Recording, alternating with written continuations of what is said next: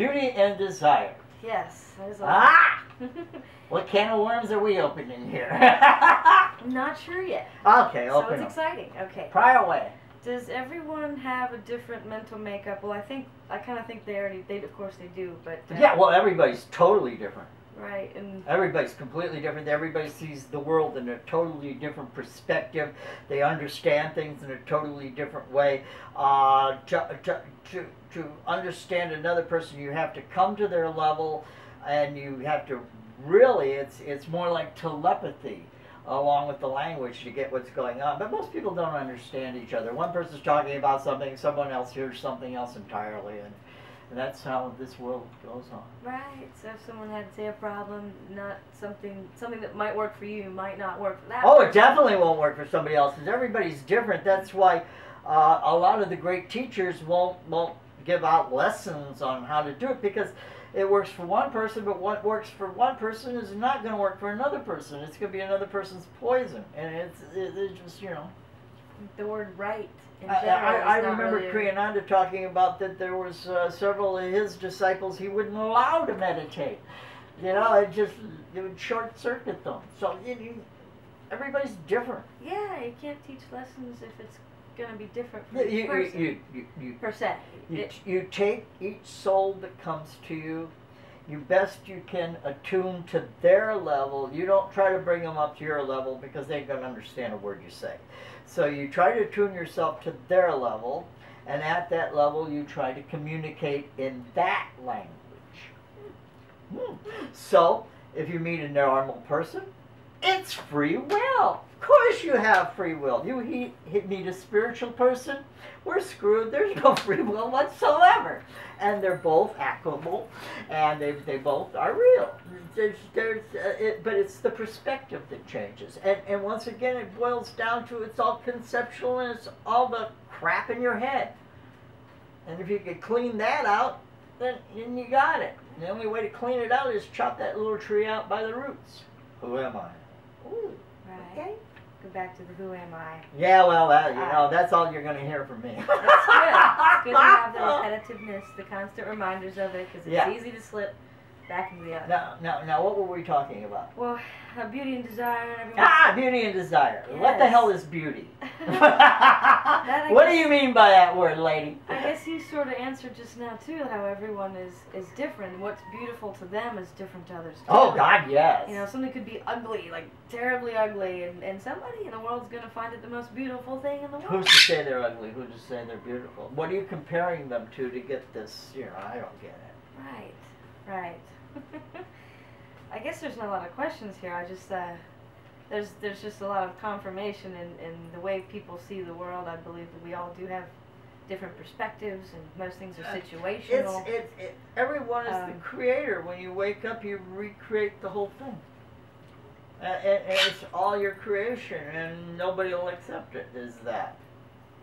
Without you, there ain't nothing. If you're not awake, there ain't a world.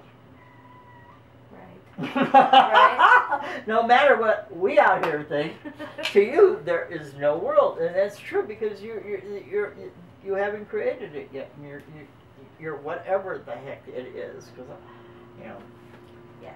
If you think you're a human, then it's in the cranium, in the mind. If you're spiritual, it's in the heart. You know, and if you don't know what's going on, you just drool. It's okay to say decorative. It's okay to drool. Yeah. And surround ourselves with beautiful things to us, like our homes. And What's wrong with ugly stuff? Or, you know, yeah. And ugly is beautiful to some. Ugly is the best thing out there. I have friends who love the more unique type fella when out dating, you know what I mean? There's some rotten plants on the wall. Some people consider that ugly. If you guys can see that, it's a fossil. Well, never mind. And a plant. Okay, what They're very else? cool. All right. This one is, what is the soul? The memory track. Just all the memories? Well, this is what I get from Kaliananda, and I like his definition. I've heard a billion definitions of soul, but Kaliananda seems to really strike with me. It's the memory track. Okay. Everything in our brains that we remember, everything, all that. No, beyond the brain. Everything that remembering every past life, all the way back from the first time you thought you weren't God. and how you proceeded through stupid life after stupid life, thinking all these dumb things and thinking you're real and separate from God. That's the memory track, and that's the soul. All right. I think it's a pretty well-defined definition. It's just a memory track of it. And yeah. Okay. It's all your collective memories from every life you've ever had. That's the soul. Okay. It's a very good explanation. The last one kind of relates to the soul, I suppose, but does anyone ever feel complete or totally content, like, all the time?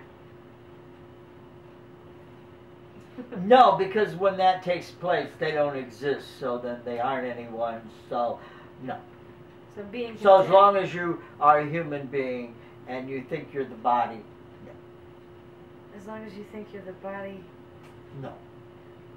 You cannot be content all the time, because the mind will throw roadblocks in your way continually.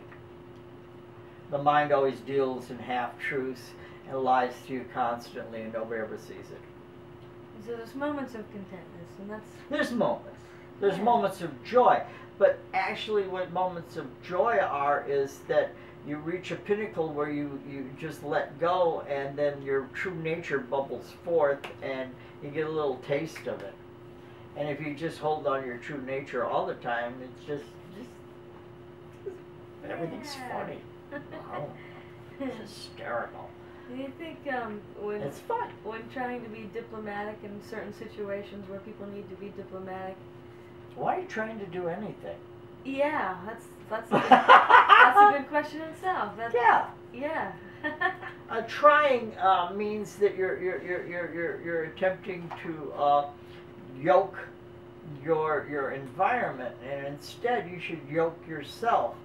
And not try to involve yourself so much in the outer world, and let it flow on as it flows on, and treat it more like a happening rather than a contest.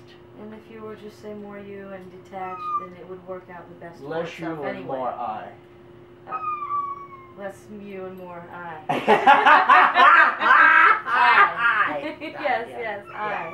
Yeah. Okay. And I know you and them and all. Okay. This is the way to do it. It's a very, very troubling concept, but I can't say it enough that the more you pay attention to something, whatever it is, the more power it has over you. And nobody pays attention to their souls. So, some women are worried about their sister's pregnancy and whether they're going to, carry full term, and they make themselves sick. And it has nothing to do with their sister. They're just driving themselves crazy. I mean, people do it to themselves all the time. All misery is self-imposed, and nobody gets it, or they wouldn't suffer. That is a constant reminder that I need as well. To detach and be uninvolved. Well, if it's a constant reminder, then you don't get it. Well, I guess it'll take time, but I hope to get it. Slowly. Slowly. Slowly. Yes.